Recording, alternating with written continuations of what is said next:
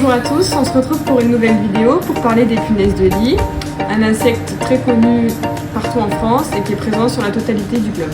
C'est un insecte qu'on retrouve dans différents espaces publics ou privés, tels que les habitations, les écoles, les hôpitaux, du fait d'un brassage important de la population.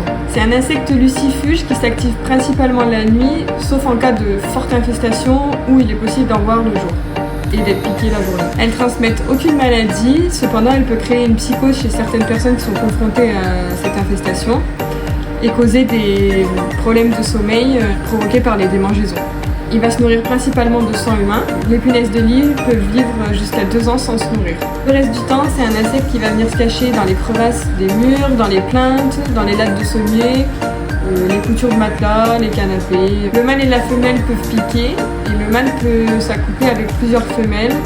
Cependant, ils doivent avoir eu un repas de sang juste avant pour pouvoir se reproduire. Après l'éclosion, la punaise de lit va passer par 5 stades larvaires où elle va devoir se nourrir pour passer au stade suivant et ainsi devenir un adulte. Pour vous montrer à quoi ressemblent les œufs, donc ce sont ces petits sortes de graineries blancs qui sont un peu translucides.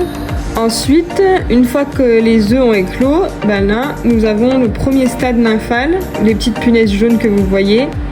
Donc ça aussi, c'est assez compliqué de les voir à l'œil nu dans un appartement ou dans un hôtel.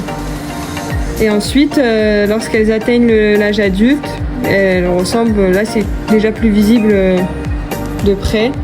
Au contact de la lumière, on voit bien qu'elle s'active beaucoup plus et qu'elle cherche qu'une chose, c'est se cacher. On a plein de petites taches noires présentes. Donc ça, en fait, c'est les déjections de sang que rejettent les punaises de lit.